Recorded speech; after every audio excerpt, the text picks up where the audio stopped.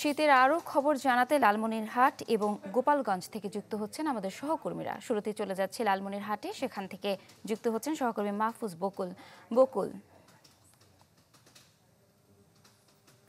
ইফশিতা, লালমনিরহাটে কিন্তু গতকাল সারাদিন সূর্যের দেখা মেলেনি। সকাল থেকেই পুরো ঘন কুয়াশায় ছেয়ে গেছিল চারদিক এবং কনকনে বাতাস, শৈত্যপ্রবাহ, ঠান্ডা হিম শৈত্যপ্রবাহ কিন্তু বইছিল। এখনো কিন্তু সেই কালকে থেকেই সেই শৈত্যপ্রবাহ বইছে।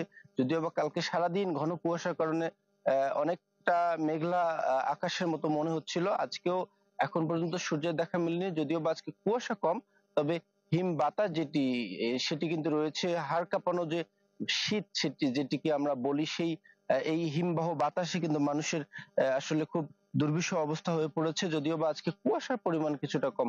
আবহাওয়া অফিস যেটি বলছে যে গড় এই উত্তরাঞ্চলে, রংপুর অঞ্চলে প্রতিদিন 12 থেকে 15 ডিগ্রি সেলসিয়াসের মাঝামাঝির মধ্যে তাপমাত্রা ওঠানামা করছে এবং দিনের বেলা সূর্য উঠলে কিছুটা তাপমাত্রা বেড়ে যায়, তবে বিকেল নাগাদ কিন্তু সূর্যের তাপমাত্রা কমে যায়। যদিও বা গতকালকে সূর্যের দেখা মেলেনি, তবে গত কয়েকদিনের যেটি চিত্র, বিকেল নাগাদ কিন্তু সূর্যের তাপমাত্রা একদমই অনুভব করা যায় না। তারপরে কিন্তু ধীরে ধীরে ঘন কুয়াশা নেমে আসে, হিম বাতাস নেমে আসে এবং চারদিক কিন্তু কুয়াশাচ্ছন্ন হয়ে পড়ে এবং খুব বেশি কনকনে ঠান্ডার কারণে এই অঞ্চলের যে কৃষক শ্রেণীর মানুষ, তারা কিন্তু কাজে যেতে পারছে না। এখন 7:30 বাজলেও এখনো কিন্তু রাস্তাঘাটে তেমন মানুষজনের আনাগোনা খুব বেশি নেই। যদিও বা এই সময়টায় আসলে শীতকালীন যে ফসলগুলো রয়েছে এবং কৃষিকাজের একদম উপযুক্ত সময়, কিন্তু আসলে গতকাল থেকে বেশি ঠান্ডা, বিশেষ করে হিমবাহ বাতাস প্রচন্ড হওয়ার কারণে মানুষজন কিন্তু এখন পর্যন্ত কাজে নামেননি এবং বাড়ি থেকেও খুব জরুরি প্রয়োজন ছাড়া মানুষজন আসলে আজকে এখন পর্যন্ত বের হয়নি। হয়তো বা বেলা বাড়ার সাথে সাথে কিছুটা তাপ তৈরি হলে তখন হয়তো বা সাধারণ মানুষ বের হবে। সব মিলিয়ে সাধারণ মানুষ, মানে উত্তরের শীত পরিস্থিতি প্রকোপ আকার ধারণ করেছে। আবহাওয়া অফিস বলছে আগামী 2-1 দিন এরকম অবস্থা থাকতে পারে। ইপসিতা বকুল, ধন্যবাদ আপনাকে।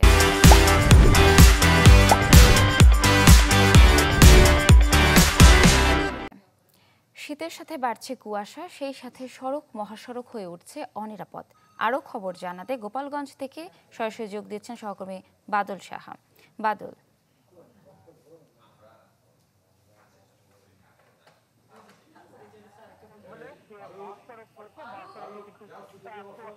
ফলে ঢাকা থেকে গোপালগঞ্জ বা গোপালগঞ্জ থেকে যে অন্যান্য জেলাগুলো, এই জেলাগুলো যানবাহন চলাচলে কিন্তু সমস্যায় পড়তেছে চালকদের।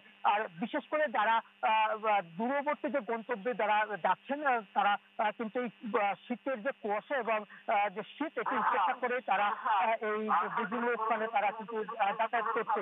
তবে এই যে কুয়াশা পড়ার কারণে কিন্তু জেলার যে মহাসড়ক রয়েছে, বিশেষ করে ঢাকা খুলনা মহাসড়ক এবং গোপালগঞ্জ ও টেকেরহাট যে আঞ্চলিক মহাসড়ক রয়েছে, এই মহাসড়কগুলোতে আপনার কিন্তু যে সড়ক দুর্ঘটনা, এই সড়ক দুর্ঘটনার মাত্রা কিন্তু একটু বেড়েছে। ফলে কিন্তু প্রায় অনিরাপদ হয়ে উঠেছে এই সড়ক দুটি। আরেকটি বিষয় হচ্ছে যে আমি গোপালগঞ্জ জেলা আবহাওয়া অফিসের সাথে আমি কথা বলেছি। সেখানকার দায়িত্বপ্রাপ্ত কর্মকর্তা আবু সিফিন আমাদেরকে জানিয়েছেন যে গোপালগঞ্জে আজ সকাল 6টায় 12.6 ডিগ্রি তাপমাত্রা সেলসিয়াস রেকর্ড করা হয়েছে এবং এতে বাতাসের আর্দ্রতা ছিল আপনার 91%। যেহেতু তাপমাত্রা কমছে, আগামী 2-3 দিন কিন্তু গোপালগঞ্জের আবহাওয়ার যে তাপমাত্রা এটি কিন্তু কমে আসবে। ফলে যে কুয়াশা এবং যে ঠান্ডা, এটি কিন্তু বাড়বে বলে আমাদেরকে জানিয়েছেন। আর এই যে সড়কে যে সড়ক দুর্ঘটনা ঘটছে কুয়াশার কারণে, সেক্ষেত্রে কিন্তু যে জনসচেতনতামূলক যে একটি কার্যক্রম থাকার কথা, সেটি কিন্তু আমরা এখনো দেখতে পাইনি। ফলে কিন্তু মহাসড়ক দিয়ে ছোট বড় যে দুর্ঘটনা, এই দুর্ঘটনা কিন্তু ঘটে চলছে।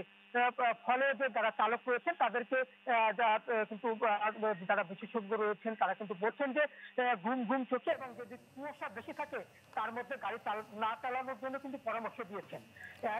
বাদল, ধন্যবাদ আপনাকে।